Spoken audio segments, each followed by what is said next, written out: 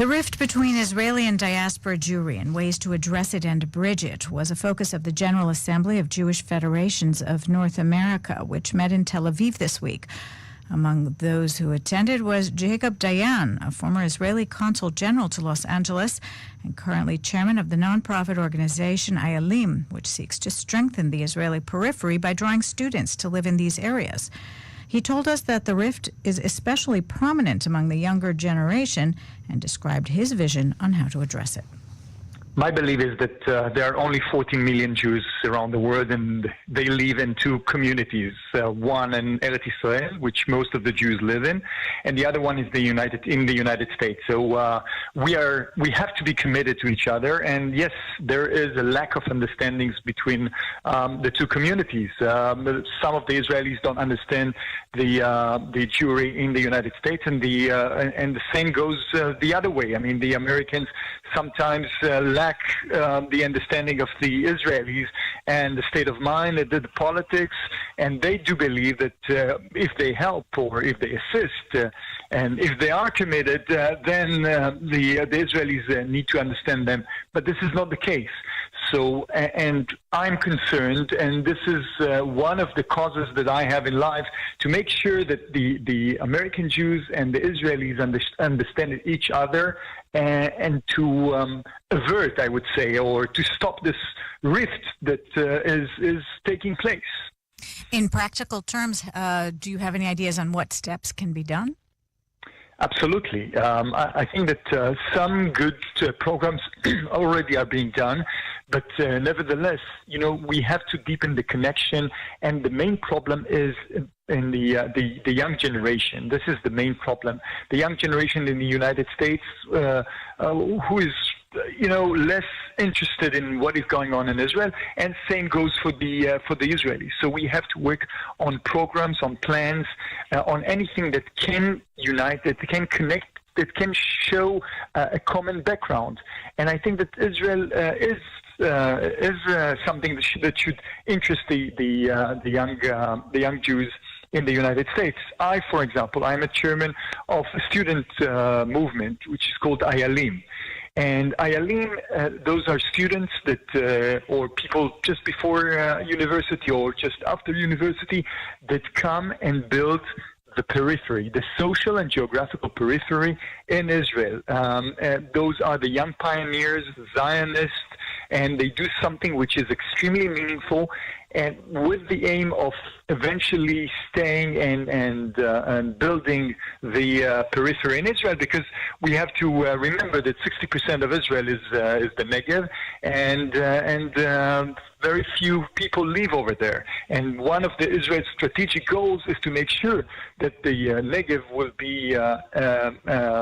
will be full with Jews that will live there, and the students are doing exactly that. And I believe that if you bring young Americans and they see the spirit of pioneers, and they can be inspired, and then the students of Ayalim can go over there and understand what are Reform Jews and conservative Jews, and all those Jews that there is lack of understanding because they barely exist in Israel, and they have to understand the rainbow of people that exist in Israel, the beautiful Judaism that exists in the States. So each community has to understand each other. So I'm a great believer, for example, in sending students or sending young people to the Ayalim villages and vice versa. And are these exchanges happening on the ground, or this is a program you're working on advancing? This is a program that I've been starting working on, and this is something that we want to promote, and hopefully it will take place, and thousands of Americans will come to the Ayalim villages, and same will go to the Israelis, because I think that it's not enough to bring the American Jews over to Israel. It's also important to bring the Israelis over to the United States, that they will be able to understand, to grasp the differences in Judaism and how broad it is, much broader than in Israel. And eventually, I do believe that we don't have the privilege on giving up even one Jew, because there are so few in Israel, and eventually, if we don't stick, if we don't to each other, or if we don't connect with each other, then eventually the only two communities, major communities that exist today in the world, and by the way, they hold many other communities around the world that are disappearing, unfortunately. But if those two communities will not be able to understand, to work together, then we have a major problem. And this problem is growing because the more you go to the younger generation, the bigger the lack of understanding is. You're talking about something very important, people-to-people connections. At the same time, many of the issues that at least have caused some of the frictions and rifts seem to be policy issues when they're talking about differences between lack of recognition of pluralistic Judaism and other political issues. How does one try to maneuver that kind of tension? By the way, one does not contradict the other. We have to work on this level as well. We have to work on policy issues, and we have to make sure that we accommodate the American Jews, but at the same time, they have to understand the politics in Israel, and they have to understand the challenges that we have in Israel. And if they don't understand, and sometimes policy issues are connected. Sometimes if you want to pass a resolution, and I can tell you from a personal experience, I mean, I was the chief of staff to two foreign ministers. So I can tell you that sometimes if you want to move one policy issue, which is extremely important on political thing, and so you have to pay the price on other policy issues.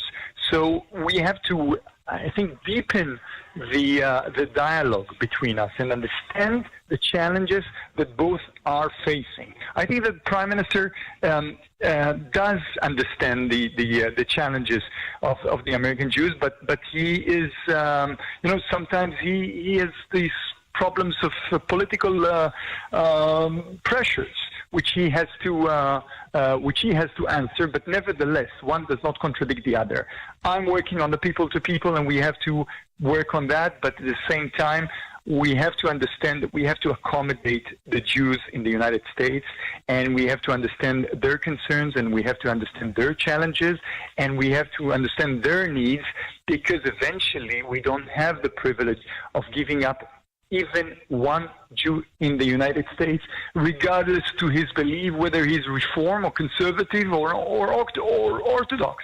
But make sure that he is connected to Israel, because eventually, if he's not connected to Israel, it would be harder for him to be connected to Judaism in the United States. Jacob Dayan, chairman of Ayalim and a former Israel Consul General to Los Angeles. Before the